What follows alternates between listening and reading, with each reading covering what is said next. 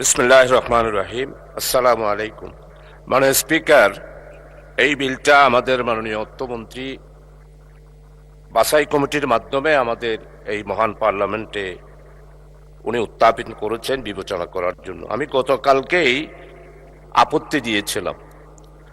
তো আজকে সেটা হচ্ছে যে শেয়ার বাজার সম্পর্কে 2010 সালের পার্লামেন্টে আমাদের মাননীয় সংসদ সদস্য বিস্তারিতভাবে সেই দিন বক্তব্য রেখেছিলেন।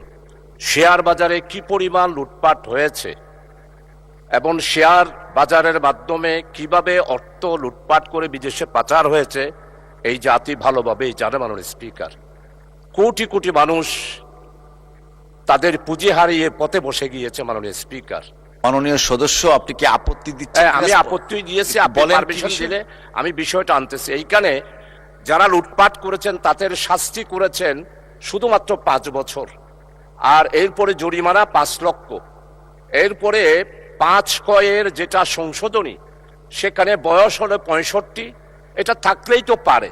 এখন এই 65 বছরটা সেটা অমিট করে দিয়ে এটার বয়স সীমা কোনো কিছু নির্ধারণ না করে আমাদের মনে হচ্ছে, আমাদের মাননীয় স্পিকার যখন সভাপতিত্ব করছিলেন উনি বলেছিলেন যে আমাদের শুধুমাত্র 2006 সালে বিচারপতির কেয়ারটেকার সরকারের 2 বছর বাড়াতে গিয়ে শেষ পর্যন্ত বাংলাদেশে গণতান্ত্রিক ধারা কিভাবে বিঘ্নিত হয়েছে মাননীয় স্পিকার আমরা সবাই জানি।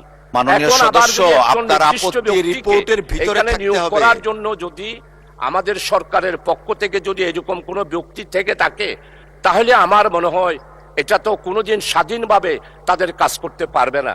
তাই আমি শাস্তি এবং বয়স এই 5 ধারার 1কে উইথড্র করার সেটার ব্যাপারেই মানে স্পিকার আমি আপত্তি দিয়েছি।